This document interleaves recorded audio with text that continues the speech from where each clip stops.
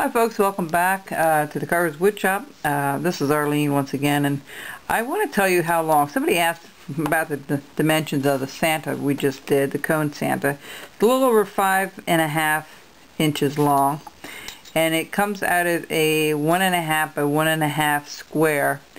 And the center here is just a little less than 3/4 of an inch. Now that ball is really big on the top. You don't need to make it that big if you don't want to.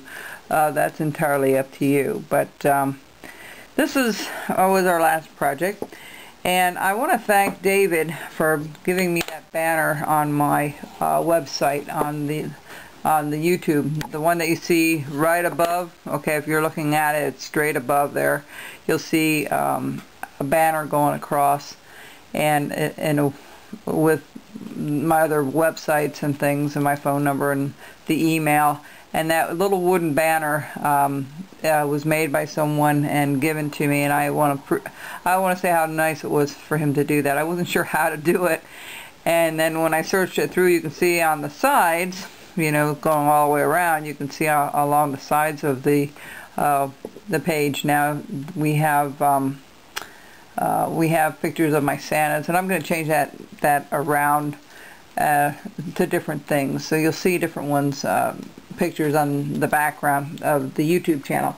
But let's get back to this. We're going to start a new project. I kind of just goofed around with the same idea that we do the trees and we do the cone Santa.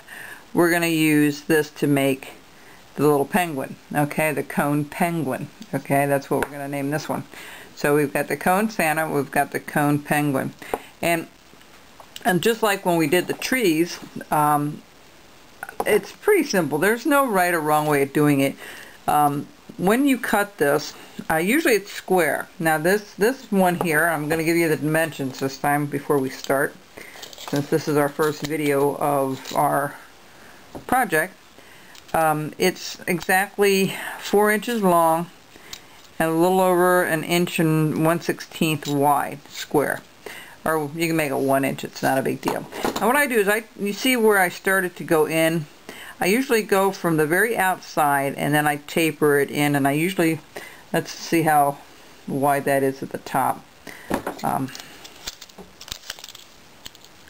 That's about maybe a 1/2 inch, and that's a little bit wider, but we're gonna check. You know, I just eyeballed it when I did it on the bandsaw. Now if you don't have a bandsaw, you can put the lines on your block and then cut that out with a knife first, or a draw knife.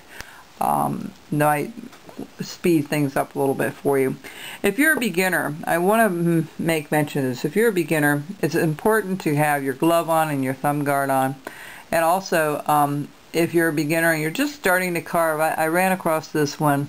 I was at the William Rush show. A bandsaw is so important to have. If this is a hobby you think you're going to enjoy for a while, it really is important to put that on your Christmas wish list, you know, or save up for one. I have two here. I have one at the farm that I bought over almost 30 years ago, maybe 20 some years ago, 28 years ago. It's a Delta. I use a block riser, and that puppy will cut up to 12 inches thick, because I was doing ducks and birds, and I did a half-size eagle, as you saw in one of my other videos from way back. And to cut those wings out, I needed something that would cut 12 inches. I don't like cutting things that big. I like little stuff that I can hold in my hand, but we're going to start doing some more intricate stuff coming up. I geared this a lot to the beginner, and as a beginner, if you're interested in this, you're going to stay with it, and you think, you know, a bandsaw's never wasted anyway. You can use it for all kinds of projects. If you're fixing stuff around the house, you know, if you're doing any bit of woodworking, you know, cutting dowels or whatever you're cutting, it comes in very, very handy. Now the tabletop one I bought at a flea market.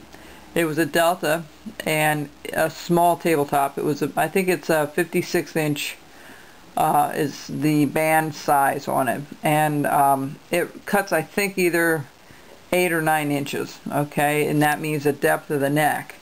Okay, so but it will cut up to like 3.25 inches. Plenty for the stuff that I'm doing online. If you like doing small stuff that you can take with you, a tabletop will be more than sufficient for you. If you decide you just want to put the money into something much bigger, then go ahead. I think it runs around $400, $500 for that bandsaw, the large one. Now that bandsaw, and just to tell you real quick, that bandsaw 30 years ago cost me $600. Okay, and the price actually went down. I don't know if the quality is the same because mine is all cast iron, and I'm sure they've cut corners and stuff, but it is an excellent bandsaw. I don't promote one over the other. If you can get a Craftsman is fine. A Grizzly would be fine. But a tabletop was not, I never had a tabletop until a couple of years ago, and how handy it was just to be able to cut some small things without going to the big one down at the farm. I could just go down to my basement and take care of the small stuff here. So enough about that. Let's get started with this project. Again, this is 4 inches tall. It's about the same. This might have been a little bit, let me see, this was a little bit thicker, but that's okay. We'll get the same concept. What you need is a sharp knife. I'll use my Rough Rider. If you're a beginner, I would recommend that you use a stationary knife, and let me see if I can find one here for you. I know there's one in here. Here we go, there's one. I know I have another one. There we go. And then it's important to use a strop when you're carving. This is my two-sided strop that I have, and it's a very thin piece of leather on here, and I use it to pull away from the sharp edge of the blade. And the reason we do this is to hone up the just to keep that keen edge on that knife. So I'm just going to do these all a little bit right now before we start, just to show you. You lay it flat, okay, and you push down with your finger and you bring it up. You can do a couple of times on one side is fine, and then, you know, go on either side. And I'll do my last one here. And you might want to do maybe 10, and then go down to 5, and then down to 3, and then down to 1. But try to keep it the same amount each time, okay, on either side. While we're at it, let's put this back. I need a pencil, and we'll be ready to go here. I'm sorry I talked so much about the bandsaw, but it's really important if you're new to this to get one. Alright, wrong thing here.